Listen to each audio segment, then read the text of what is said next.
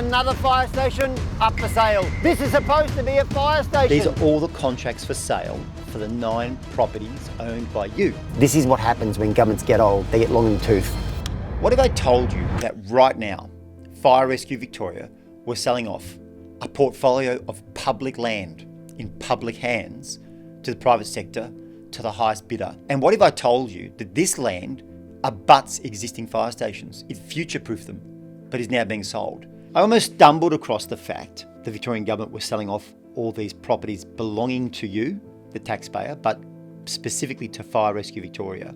5 McCann's Road, Mount Dunedin, Armstrong Creek. Now, some will recall there was a tragedy just after Christmas in 2017, where a young 26-year-old died in a house fire because firefighters could not reach them in time. Her 62-year-old mother at the time tried to drag her from the fire. She was desperate, screaming, her neighbours recalled at the time. What a tragedy, an unspeakable tragedy. A promise was made by the government in 2018 to build a fire station that could accommodate not only their property, but the growing suburbs right across the district. Much of this land in the 9 separate sites, right across, so from Geelong to Croydon, Vermont, Sunshine, you name it. Like almost every suburb is impacted in some way, shape or form from these sell-off of land, the privatisation of the land. Much of the land is actually zoned residential. So in the middle of a housing crisis, rather than the government using this land to support Victorians when we need it most, we're hocking it off for a bit of moolah. When I shone a media spotlight on this sell-off of public land, the search phrase I used, being Fire Rescue Victoria, was no longer useful. Why? Because having shone a media spotlight onto it, systematically, every single portfolio had that phrase removed, and instead the phrase was the Victorian Government property portfolio. Can you believe that? Can you believe that corporate behaviour to try and conceal, in my view, the sell-off of public lands, of lands belonging to you, but specifically Fire Rescue Victoria? It just shows you the lengths to which this government and those doing the bidding on behalf of the government will go. The sad truth is the people of Armstrong Creek are no better protected, both in terms of fire but also emergency medical response. Having now purchased this, is now selling it. Why? Because it's in the wrong location. And now they've purchased another property, and guess what? Nothing has happened there either. Now, having purchased McCann's Road, it soon became apparent it was not fit for purpose. There are many problems with the site that purchased, and so this year it's been put up for sale. And the promise in 2018, off the back of the tragedy in 2017, has never been fulfilled. And what that means is those growth suburbs continue to grow, and the risk for those people in those suburbs is no less, it's more. And we've failed to deliver the fire station promised. I'm here in Lara, and guess what? We're selling off more land. That's right, the state government have decided a fire sale is what they want to do. So instead of rural living zone, that is actually having housing here in the middle of a housing crisis, they're going to flog it off, the entire block. That's a contract of sale. Well, I didn't realise that when I went there. It's not only a large site, but then having spoken with local firefighters, they tell me that not only was that site yet again, just like Mount Dunedin, that is Armstrong Creek, not only was that site purchased for a brand new fire station, they abandoned the plan. Again, land purchased, costing millions of dollars in the wrong location. They've since purchased another site. Meanwhile, the firefighters tell me in Lara, they continue to operate out of a temporary station since 2017. So we have a situation where we have professional firefighters operating out of a temporary station since 2017, 2 blocks of land purchased for the purpose of a brand new station, one in the wrong location, the other presumably the right location, but the station, the new station, fit for purpose station, hasn't even begun construction. That is the sorry tale of Windermere Road. This government is stopping at nothing to sell off any asset it has. That's right, this fire station, the old fire station number 40 here at Lebanon, going at the highest bidder, whoever can afford it. Yet another fire station here in Victoria, we are sadly flogging to anyone who will take it at short notice at a measly price because we've basically run out of money. Did you know that firefighters, in 50% of cases, in a Code 1 call, 000, will be the first responder on scene? So firefighters don't just fight fires, they also provide emergency medical response to you and your loved ones. Here we are at Sunshine West and yet another fire station up for sale. Do you know this was just completed in 1992? So it's actually not that old, but here we go again, sell it off. Here I am in Yarraville, beautiful part of the world, love Yarraville. Just another neighbourhood street you'd say, but no, guess what I've found? It's another fire station that Fire Rescue Victoria is selling. Just have a look around me for a second. Take a little look. What a gorgeous spot. So in the middle of a housing crisis. So wouldn't you think, rather than taking this public land and keeping it in public hands and using it for housing, no, we're going to flog it off and privatise it. 65% of the entire fleet of fire trucks owned by Fire Rescue Victoria will be past their service life by December of this year. 65%. Can you imagine that? When you visit a fire station, what they'll tell you is many parts of that fire truck simply do not work. I've seen it myself.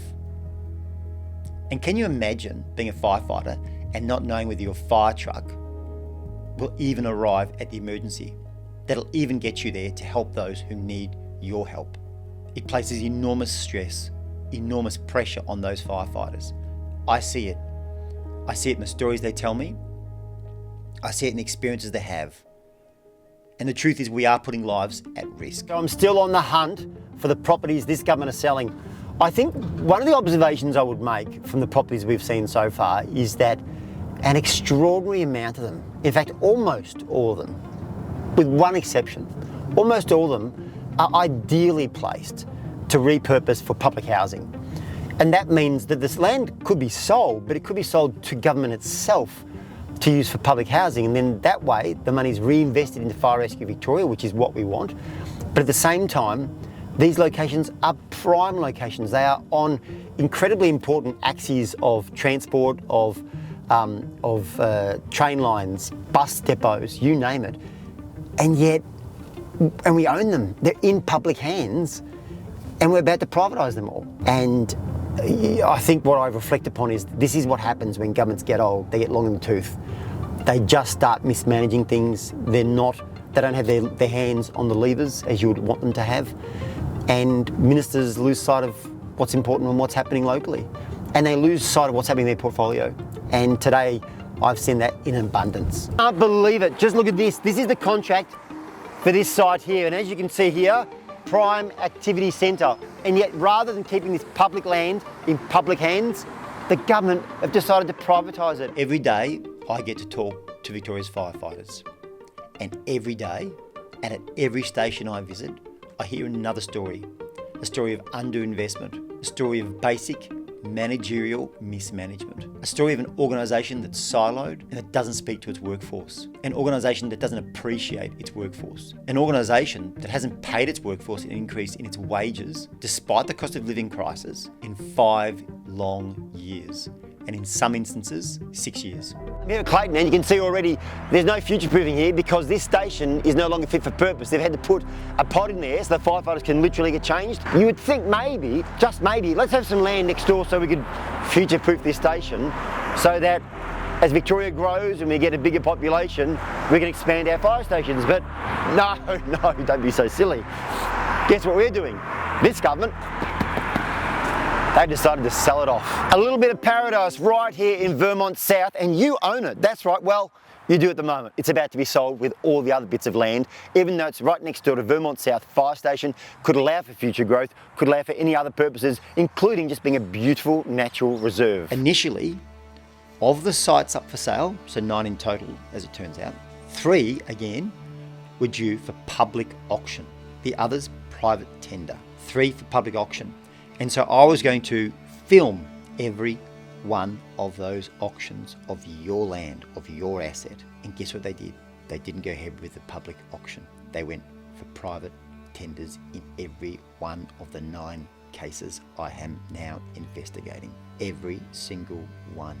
And so one of the hallmarks of this entire investigation has been the extent to which, having discovered the sell-off, the government have moved heaven and earth to continue to conceal it to the best of their ability while still selling off your asset. There's a crisis right now in the provision of fire services by Fire Rescue Victoria. They're the people who oversee where our future stations are, where our current stations are. And right now they're making a decision to sell off the future. 9 sites around the metropolitan area. Here I am in beautiful Croydon.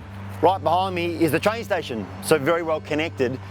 And yet again, here we have the old fire station, and not just the fire station, but the property next door as well. I think what strikes me about these sites for sale is that they're so strategically well placed, not just in terms of the fire stations, but of course, having been fire stations, very many of them, they are so close to integrated transport. So here in Croydon, literally not less than 100 metres away, we have Croydon train station, and you can see behind my right shoulder here, guess what?